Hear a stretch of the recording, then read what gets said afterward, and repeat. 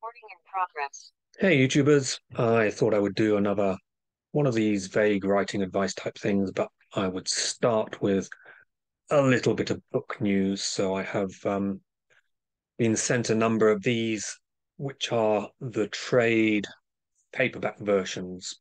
So you typically get your hardback coming out, and then a year later or so, you get the paperbacks, the sort of smaller paperbacks. It's the Girl in the Moon one. And this is a trade paperback, which is a much more seriously sized chunk of a beast. And these are only sold internationally. So, if you're in a shop in Norway or somewhere, you might well see one of these. But also, they are the main means of sale in Australia. Australia doesn't get hardbacks; it gets these. Um, but I've been sent a bunch, so I'm sending some of them out to UK-based bloggers and Instagrammers and whatnot, as early copies, to get some buzz going. And um, postage is so monstrously expensive that it really is not a sensible investment to send them to the States. Uh, because in order to sort of pay back the cost of the book and the postage, um, you just have to sell so many books. It's different from the publisher's point of view, because the publisher takes the lion's share of the sale price of any book. But as a traditionally published author, you get like maybe 10% of the cover price for a hardback, and it can be as little as sort of 3 or 4% of the cover price for a discounted paperback. So um, for me to make sending things out a sensible investment, I have to send them to someone who could possibly motivate dozens of people to buy the book. Um, and that's a tough ask. I mean, anyway, so I've got these. I've also been sent a copy of the Broken Binding numbered, signed and numbered special edition. So that comes with a cover plate, and you'll have a number. And these are going up for pre-order at the very end of April. I think maybe April the 30th or the 31st. Um, so you'll have to hang fire if you want to get in the queue for one of those. And there is a super secret alternate version that might come to light later on, but I've said too much there. Anyway, and there's been some reviews from uh, who is it? The Fantasy Hive and Novel Notions and Book Riot. Um, and also there are reviews in Publishers Weekly, Kirkus, and Library Journal, all of which I think they're all starred and they're all really positive. So that's good. People are liking the book, which is always pleasing. Anyway, what I wanted to talk to you about was unreliable narration and point of view writing. Um, so in my Patreon, if you go for tier 5, then I will critique your chapters on a monthly basis. And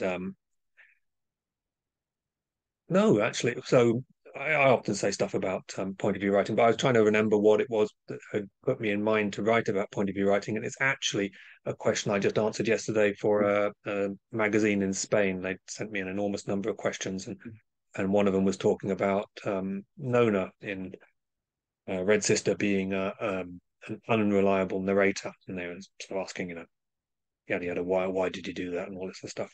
And my answer was that all point of view writing involves an unreliable narrator. And obviously, it's a spectrum. But if you weren't an unreliable narrator, then you would be a reliable narrator. And a reliable narrator is the most boring thing imaginable, which will literally tell you every single thing that happens. And as soon as you omit any small detail of what happens, you are exhibiting bias. You are ceasing to be a reliable narrator. You're becoming an unreliable narrator. being an unreliable narrator, I should have chosen a subject where I could reliably say the words. Um, Being an unreliable narrator is what character is.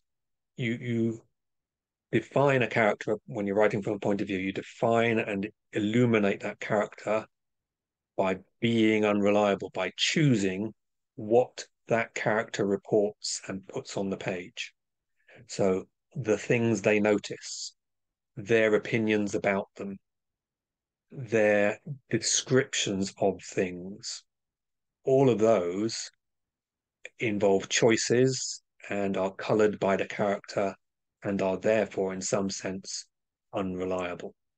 You know, if you see someone begging in the street, and you describe them in sympathetic terms, or you describe them in, I don't think they're really a proper beggar. I think they go home and live in a posh house and they're raking in loads of money, probably more than I am.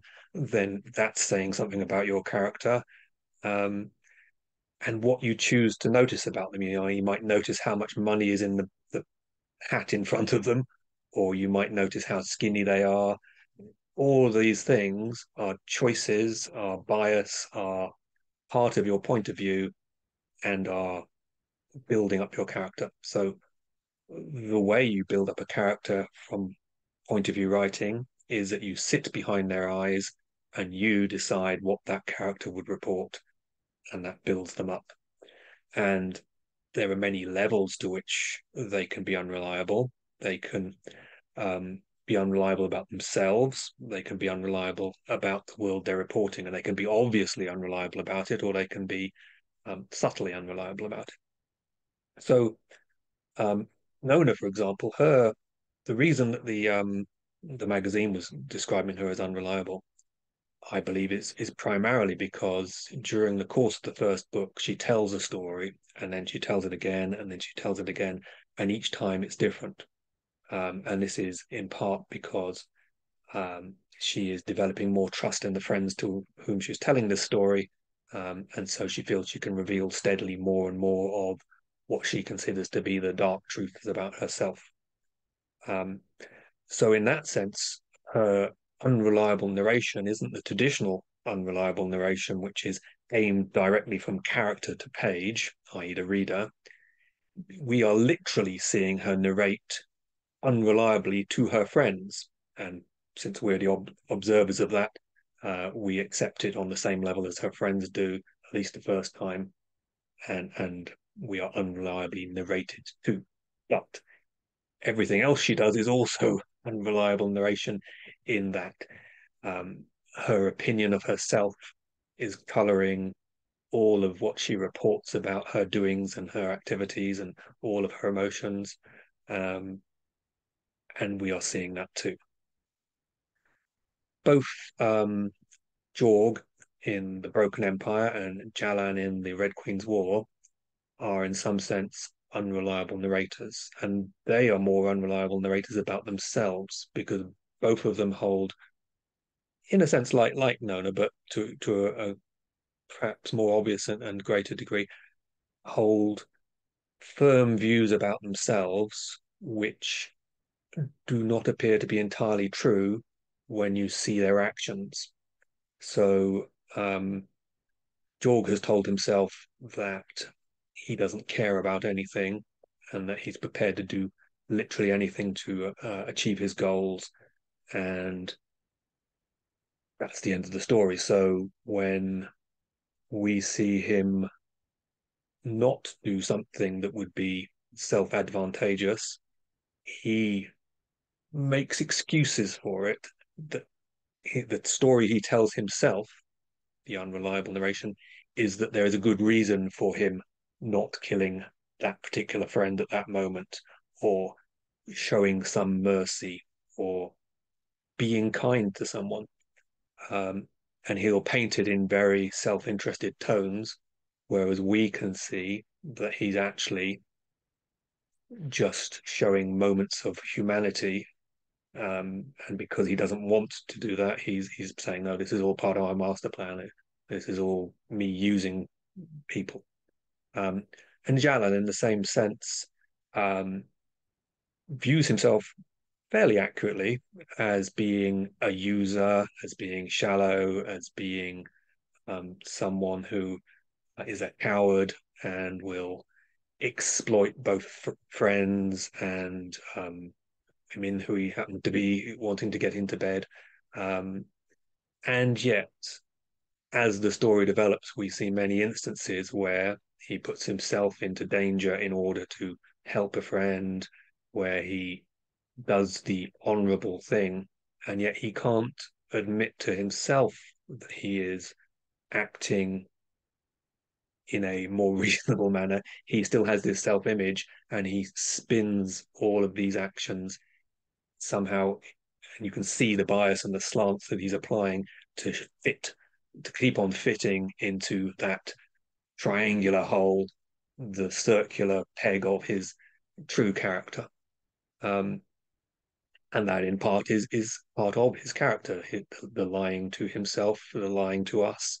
But um, I think it becomes apparent to us before it becomes apparent to him, and maybe he never fully lets go of this image of self, and that's part of the theme of those books. That um, part of the theme of that trilogy is that the stories we tell about ourselves are who we are, and the stories other people tell about ourselves are traps into which we can fall and be shaped and be pinned by other people's expectations. Um, anyway, so I think that's enough. I'll keep this relatively short and sweet and just say that things are not black and white, reliable narration and unreliable narration. They're all unreliable, and it's just the degree to which they are unreliable. I think and the prime example is Gene Wolfe's book quadrilogy. I think Book of the New Sun. I've only read the first one, which is Shadow of the Torturer. Um, but people are always saying that the presentation that the main character, the only point of view character, gives of his own actions and the world in the first book is revisited in the second, third, and fourth book and presented in a very different light, so that you keep on coming back to interactions and incidents and learning more about them, um, and discovering quite how unreliable that narration was. And it's a great tool for telling a story. Um, some people sort of suspicious of it. Oh, I don't like the the author lying to me, um, but it's not lying. It's just taking a different perspective on things, and things can look very different when you change your angle on them. Anyway, that's me done. I will leave you and hopefully do another one of these sorts of things at some later date.